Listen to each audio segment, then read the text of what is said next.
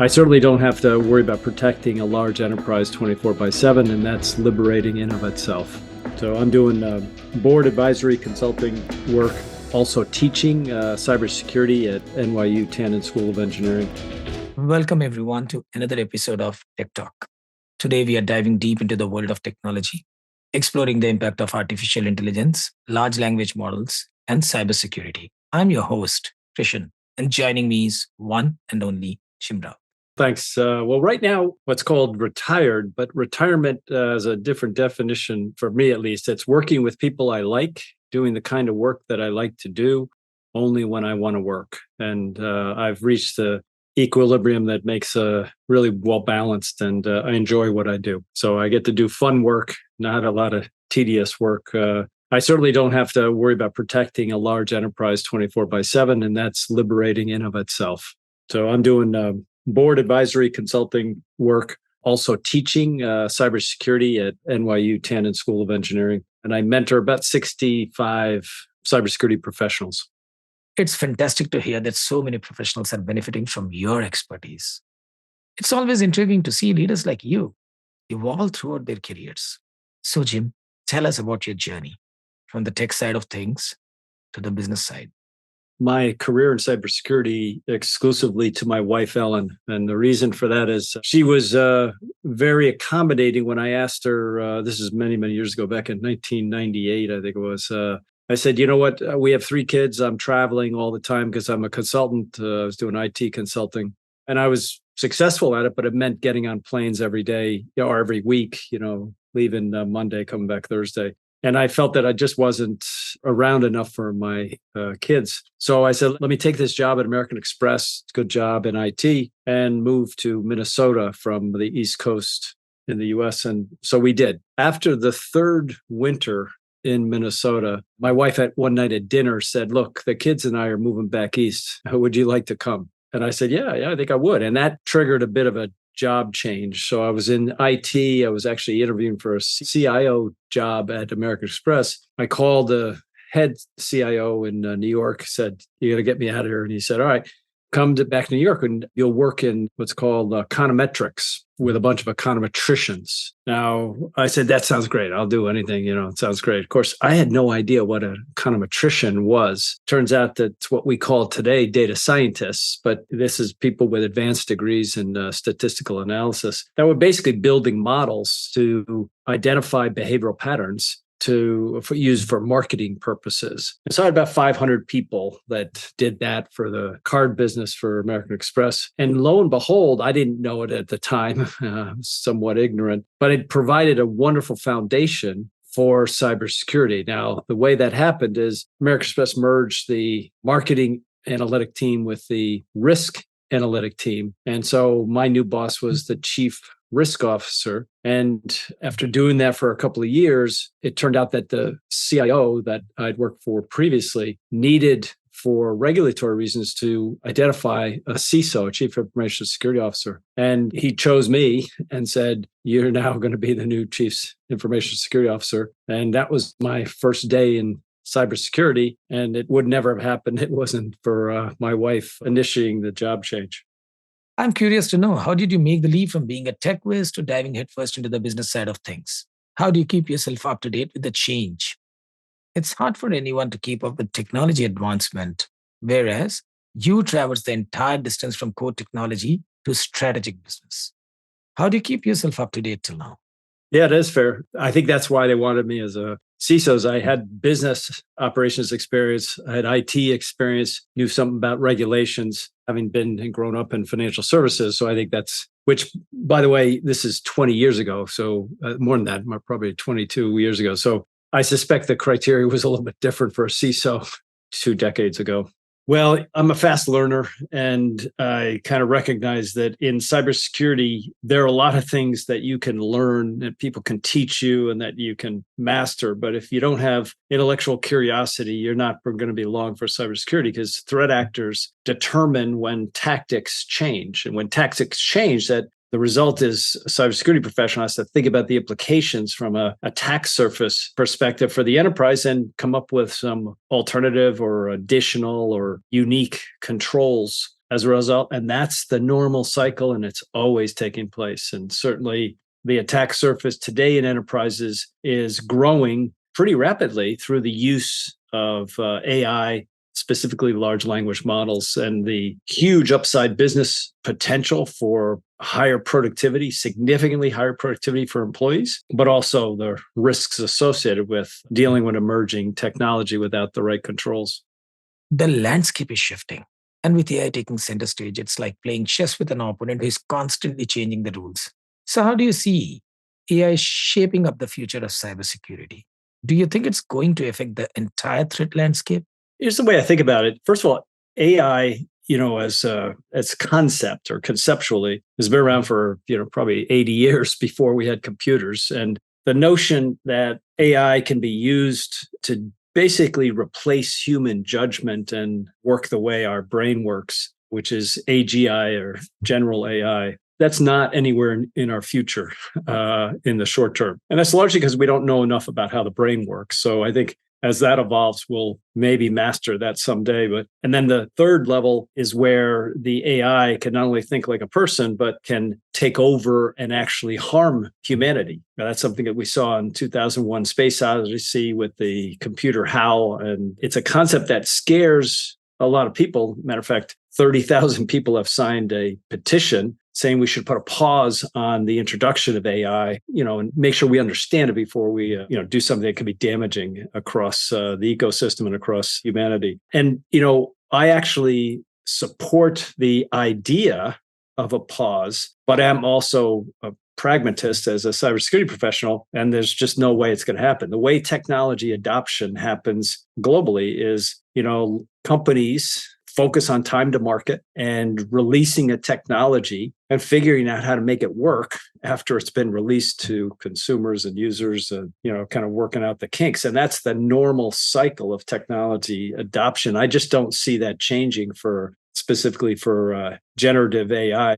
The day that AI takes over humans is not near term. What is near term is the inaccuracy of AI models to do automation for tasks that have significant risk to it, like driving an automobile. Or in healthcare. That's exactly right. And so that's the learning that we have to go through. And learning includes things, trial and error, trying things and making sure that it works. And when it doesn't work, pivoting and learning from that and adjusting going forward. Let's talk specifically about LLMs. ChatGPT is now a household name. Are LLMs relevant in the space for cybersecurity?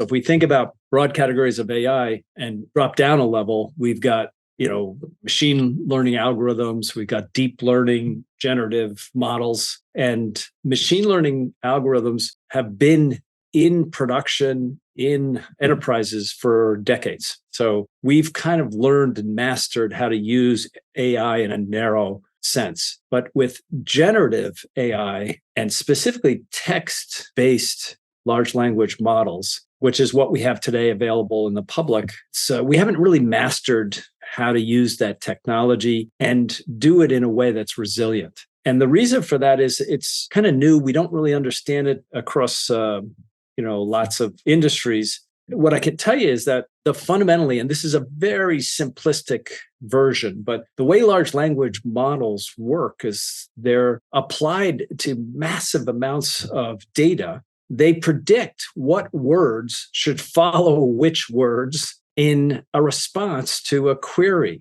And it gives the user the perspective that there's someone thoughtful putting together this information. But it's really just statistical, pattern recognition and predicting what word should follow another word based on what's been published. And so if we think about that, what that means is that it's not like the AI LLM is applying logic or reasoning to the actual context of the answer. It's just predicting in what's been published the most common sequence of words. Now, this has tremendous applications in simplifying work that's done by humans. Because nobody has time to read gazillion gigabytes of data, right? And then master it all to be able to put a respond to a query. But this is something that models do. In this case, generative AI does really, really well. And it can really have significant impact in healthcare maybe there's a future where a doctor, instead of spending 30% of their time doing research to help patients, spends 10% of their time, and that additional 20% is reinvested in improving the health of their patients because they can rely on AI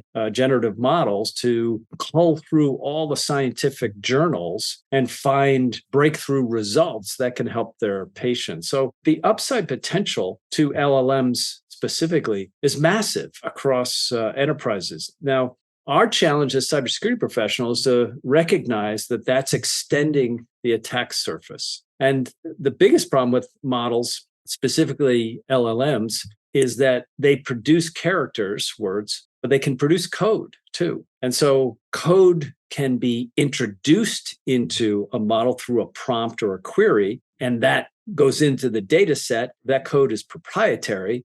So if I put a query in saying, hey, here's code I wrote, but it's not great, so rewrite it for me and give me higher quality code, and I'm looking for that as an output, I can get that output, but the code that I've introduced into the query is now part of the data set. And so if there's proprietary aspects of that, that's problematic. The other problem is that the code that comes back may have some vulnerable components. And so we're in a position where we need some level of human in the loop to both filter the query and filter the response. That's essentially where the attack surface is. Now, the third dimension of that is that the LLMs that are public, they're taking in or consuming the queries or the prompts, and some of the data in the queries of the prompts is inaccurate and fundamentally wrong. And problem is now that that's polluting the data set over time.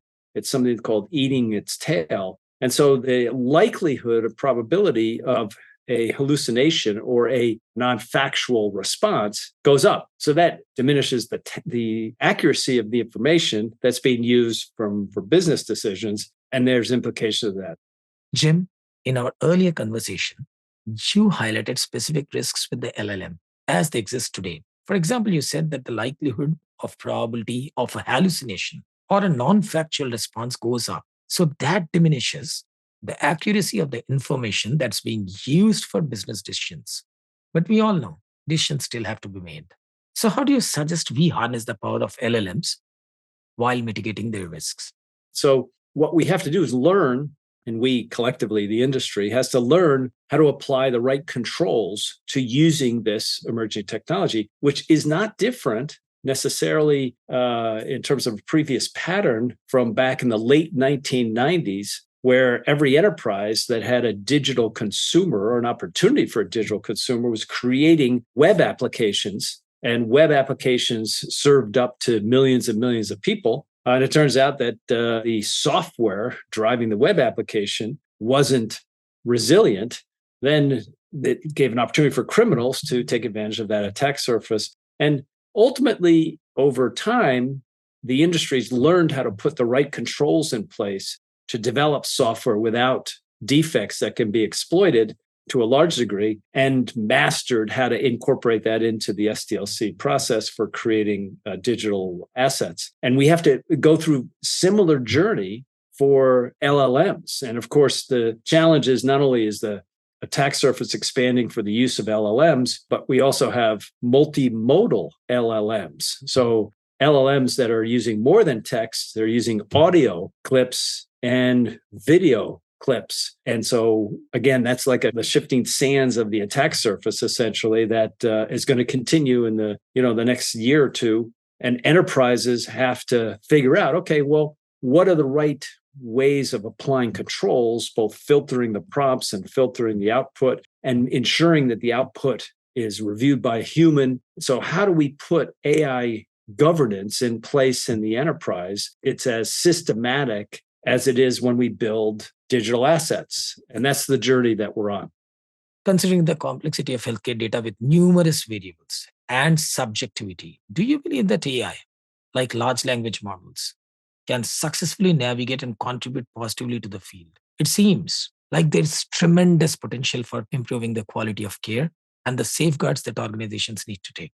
I do. Oh, absolutely. And there's no question. And the upside potential for being able to consume, so much data that's available in healthcare and then make some sense of it for healthcare professionals as well as for consumers. Just tremendous opportunity for improvements in the quality of care, substantial improvements over time. So again, the cybersecurity professional has to decide what choices are available. And there are actually some filtering capability today. So you can use some DLP capability for public LLMs, but there's some proprietary, innovative filtering capability that can be used to filter the query or the prompt and then filter the output appropriately. And so my belief is that the cybersecurity leader, like the CISO, is actually in the best position to lead a cross-functional team to come up with a set of principles on how to use AI in a responsible way, as well as a governance model that can be sustainable and enhanced over time to deal with the risk. And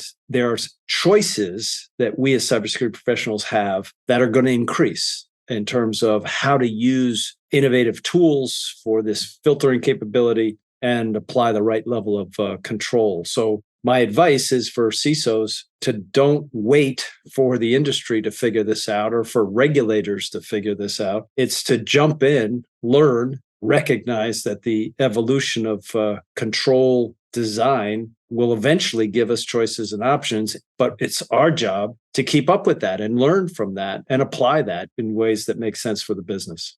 Jim, it's fascinating to hear about the critical role of data science in cybersecurity, especially considering the numerous use cases it presents. In your paper, Role of CISA Shaping Trust in the Age of AI, 2023 at Institute for Critical Infrastructure, you mentioned the importance of considering capabilities to support cybersecurity programs, with a specific emphasis on data science. Could you elaborate on this?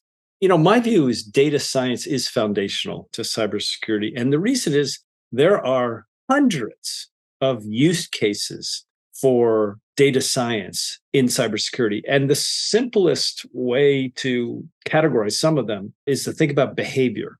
See, online behavior is pretty easy to capture or to capture attribute data about how consumers or employees or users are using technology. And it turns out that behavior doesn't lie. And this is something we learned from the FBI, 20 years ago. And FBI, when they interrogate potential criminals, they determine based on their facial micro expressions whether they're telling the truth, or facial micro expressions may indicate that they're not telling the truth. And this is a science essentially that has been applied. And it creates this adage of behavior doesn't lie, people do. And in the online world, in technology, online behavior can be measured across multiple attributes and establish a pattern. And when there's deviation from that pattern, the enterprise can create a threshold based on what that deviation level is that generates or triggers an automatic workflow. And this is an opportunity for frontline cybersecurity controls to use models that operate in milliseconds to take action that's risk management action. And then the cybersecurity professional kind of steps back, analyzes the flow of transactions, and makes adjustments to maybe what the threshold is. And again, foundationally, it's basically saying we can track attribute information and put it on a XY axis and create a numeric value for that, establish a pattern that's typically referred to as a cluster in cluster analysis, and then measure the deviation from the cluster or the pattern. And that deviation, because we can measure it, we can use it to trigger automated workflow. Now, all of that happens literally in milliseconds because computers and numbers, they work pretty well together. And so you just have to turn data into numbers or represent by numbers, and we can make this work. And technology is, again, really good at doing this. Jim, in our earlier discussion on the role of data science in cybersecurity, you explained the core principle of continual behavioral analysis that is enabled by data science models. Would you give us some use cases for our audience to understand better? So there are hundreds of actual applications or use cases that make sense in identity access management, as well as other parts of a cybersecurity program. And the beauty is that models, in this way, model-driven security, models don't take coffee breaks. They don't take days off. They work, round the clock. They never get tired. And so as cybersecurity professionals, we have to think about creative ways of innovating this into controlled design, innovating a foundation of data science into establishing behavioral norms and patterns that we can represent mathematically and then identify deviation from those patterns that trigger control. So an example is if I'm building a privileged access management system for privileged users. Today the technology gives us an opportunity to create an additional password and essentially creates a moat where the password has to be used to get access to the entitlement. The entitlement can only be used for a certain period of time. It expires, and then there's a renewal process or a request process for another similar entitlement. And those are all binary controls, and there's nothing wrong with those controls, but there's a way of when a password is given or provided for the entitlement that the user's behavior across multiple attributes are measured against the pattern. And if there's a deviation of behavior that's significant enough, the entitlement can be revoked all in near real time. And that's privileged access management using data science that is a frontline control that's scalable across the enterprise. And without data science, we wouldn't be able to do that. So that's one example. There are other examples in authentication, which has largely been a binary process. If you have the right credentials, you are trusted in the system. And if you don't, you're not allowed in the system. But there's a way of measuring behavior and deviation from behavior for users that is an indicator of risk. And so if we do that in a continuous basis, when the person's using the digital asset, if it's a criminal using credentials, the behavior and specifically the deviation from the pattern indicates that it's a criminal. And so we can take action as a result of that. And so continuous behavioral-based authentication is, a very robust way of adding cybersecurity capability to the authentication process without causing friction for the end users. And historically, cybersecurity professionals have been adding authentication capabilities that involve remembering more passwords. Jim, let's delve into the end user perspective. For the average person, cybersecurity often revolves around passwords, creating and remembering ones that are hard to break. The latest buzz is around passwordless authentication. Could you explain this concept to our audience and discuss its impact on the bottom line?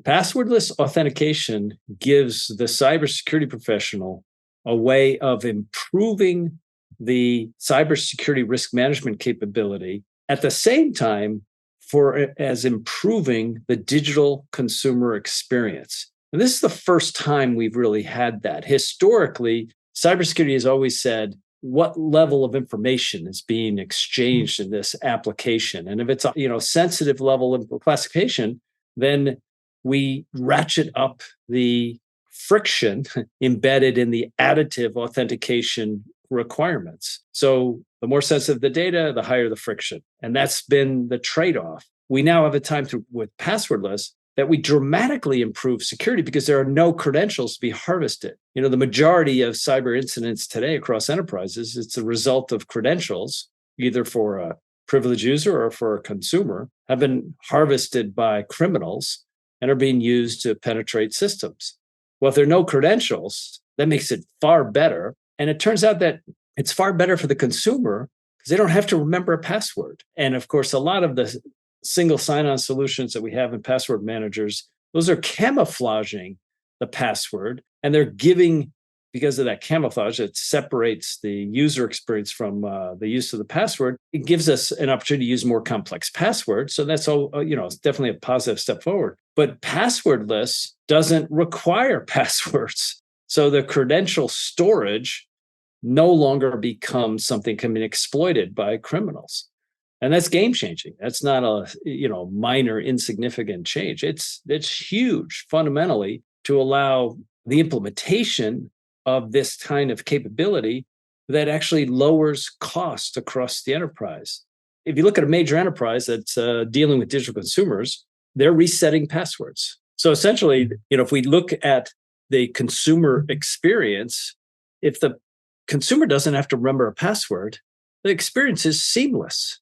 And so the fact that the consumer doesn't have to call the help desk to remember their password or reset their password, the call to the help desk, the IVR infrastructure that does password reset, all of that is no longer needed.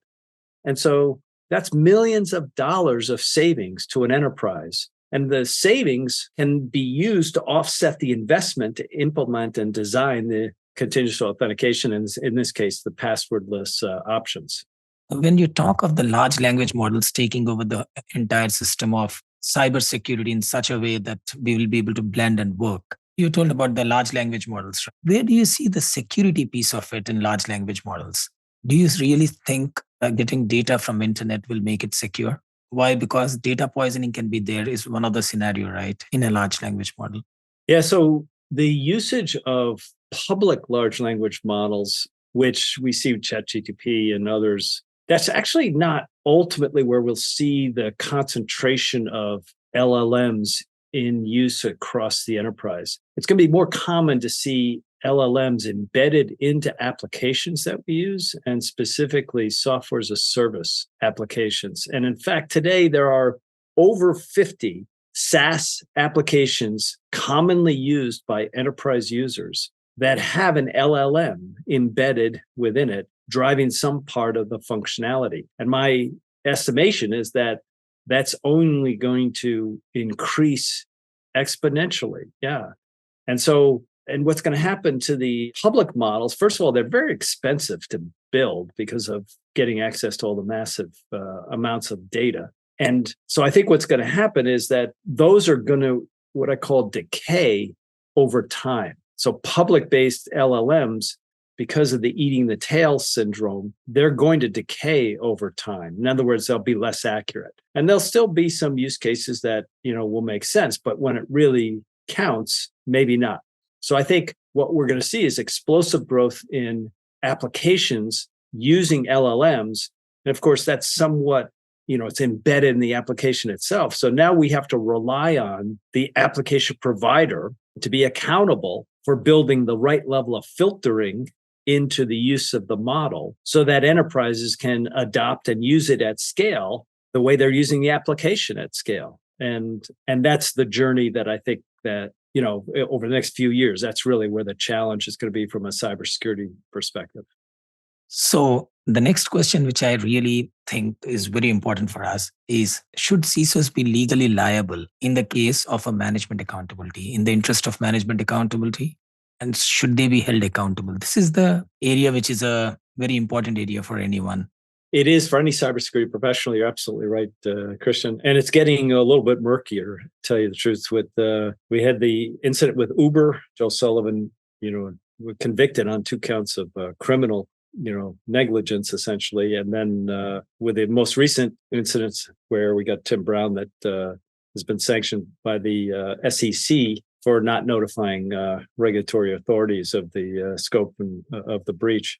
And the simple answer is that this is really problematic, this trend. And so I'm going to look at it from the perspective of the cybersecurity professional and essentially the potential CISO. There's higher risk as an individual in taking on a cybersecurity leadership role. There are ways of mitigating that risk in terms of indemnification and some, coverage for company officers to indemnify them if they're identified by a regulatory body or even a law enforcement agency. And there's some insurance protection that can be provided to pay for a defense. But fact that this is becoming a precedent, that we actually have several events, both in terms of personal liability as well as criminal liability, not just civil liability, it's problematic. It acts as a deterrent. I think personally, if you hold a person accountable to criminal charges, he would never be able to really function well in an industry.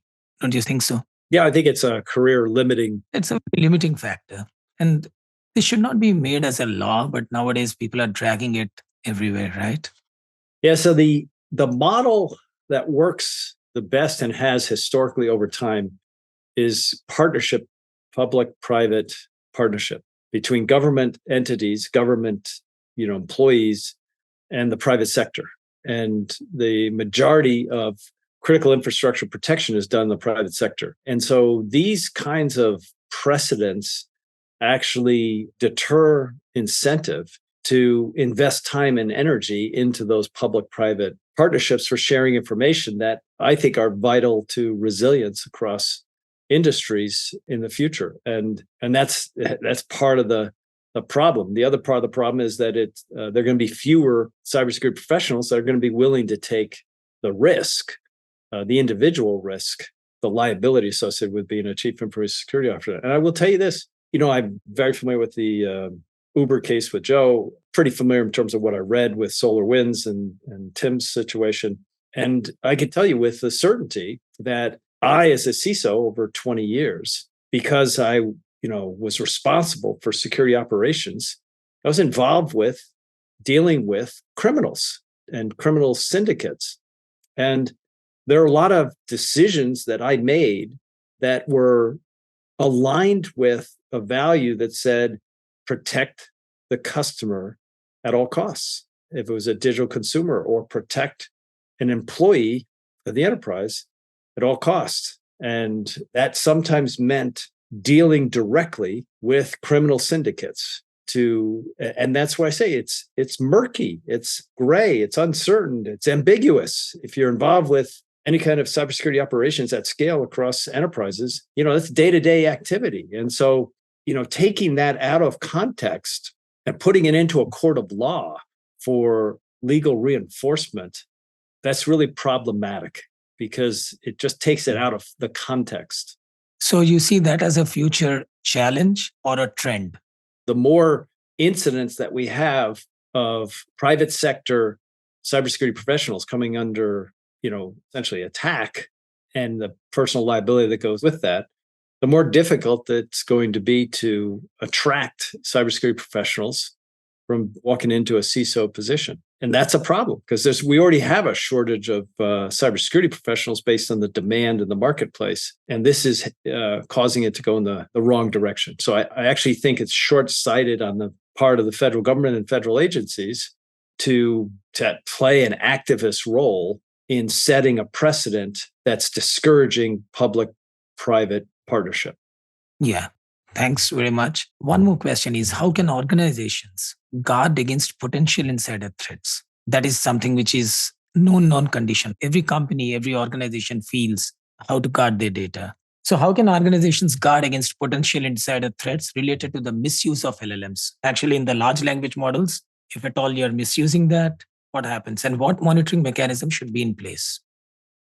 All right. So you're introducing this idea or notion of insider threat. And you're basically saying, how does that change with insiders that are using the advantages of LLMs to actually exploit vulnerabilities in the enterprise? I think that's kind of what your question is. And the reality is that, like any aspect of technology and technology evolution and emerging technology, threat actors will adjust their tactics based on new capabilities that are available. And so generative AI can create a easier or an enabling capability to extend the attack surface in the enterprise and exploit it. An example that we've already seen today is the quality of phishing lures, of email messages crafted by cybersecurity criminal syndicates has increased significantly because they're using LLMs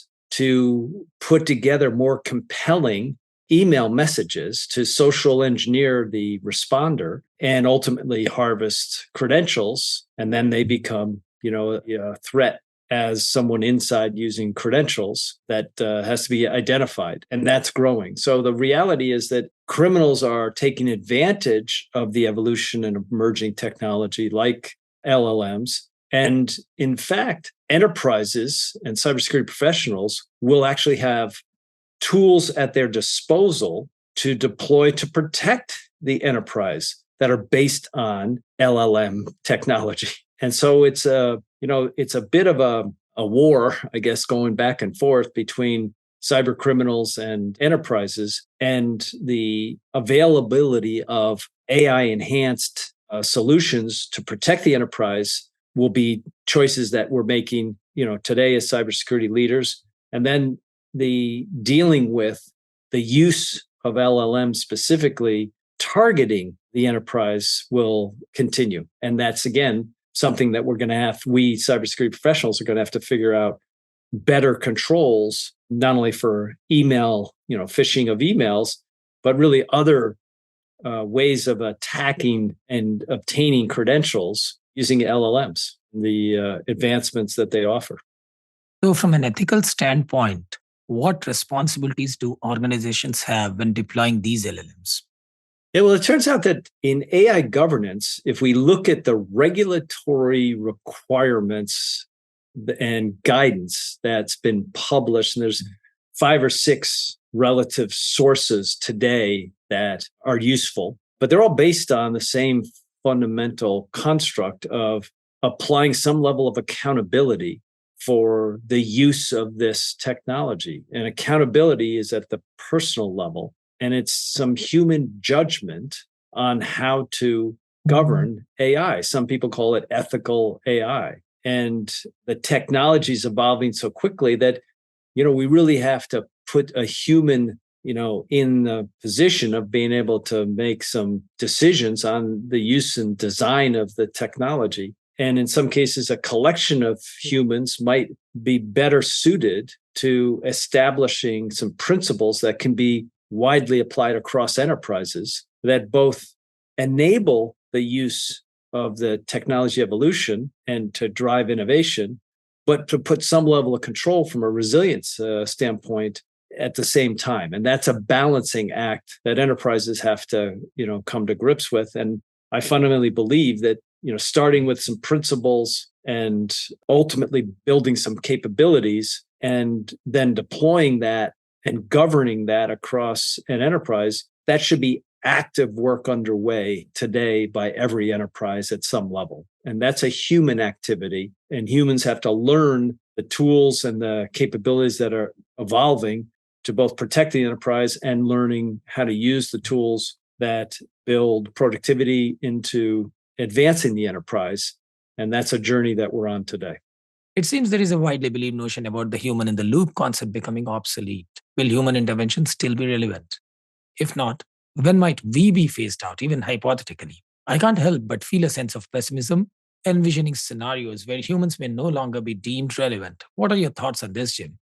So the answer to that question is, well, when? I mean, because like if I said in 10 years, the human in the loop construct will be obsolete. Even for the medicine industry? My own belief is I don't see the time where the human in the loop becomes obsolete. I can't foresee that because I can certainly appreciate all the advancements in terms of what LLMs do for us in changing the way we do work. It's, the exponentially greater productivity, in some cases quality, that is the net result of the use of LLMs. But I also believe that, like any other technology evolution that we've seen in, the past several decades, it's humans that make decisions and apply judgment. And that's not going to be obsolete anytime soon. That's my belief. That's encouraging. Thank you, Jim. What's your suggestion to the cybersecurity professionals in the audience for them to survive and thrive in this field? Historically, with emerging technology and introduction in the enterprise, functionality leads and controls lag. And there's a whole number of reasons for that, but that is historically what's taken place. And as a cybersecurity professional, I think our responsibility is to shorten the cycle, that lagging cycle of the control. An example is never wait for the regulatory requirements to specify governance for an emerging technology. And the reason I say that is most, at least in this country, it's somewhat true globally, most regulatory guidance comes as a result of legislation. And legislation is a process of trade offs. It's not very efficient, especially in a democratic institution. It's effective potentially in the long run, but what typically happens is the positive intent that goes into the formulation of the legislative agenda sometimes gets diluted with the result that comes out. And then the result often takes years to figure out how to enforce. So, new regulatory requirements around AI, are not necessarily going to be delivered in time to manage the risks to the enterprise because they're by their nature, they're lagging. They lag behind the evolution of the capability. So cybersecurity professionals have to be enablers to capture the business opportunities and using the new technology and designing controls that can be deployed today and evolving tomorrow that can change and adjust tomorrow, rather than waiting for the enforcement of the regulatory requirement to drive the control design. I just don't think we have that luxury. And as technology innovation accelerates, our job in cybersecurity becomes more of a challenge, but we have to close the gap between control design and technology evolution. And the only way to do that is to learn how to use the new technology and then design controls into the use of the new technology.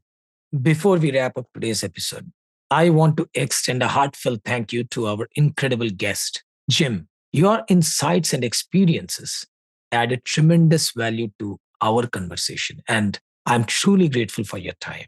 Listeners, if you enjoyed today's episode and want to connect with Jim or learn more about, be sure to check out the notes below. Jim, thank you again for being a part of this podcast. It's been a pleasure having you, and we look forward to staying connected. And to our amazing listeners, thank you for tuning in. Don't mention too, we appreciate your support. Until next time, thank you.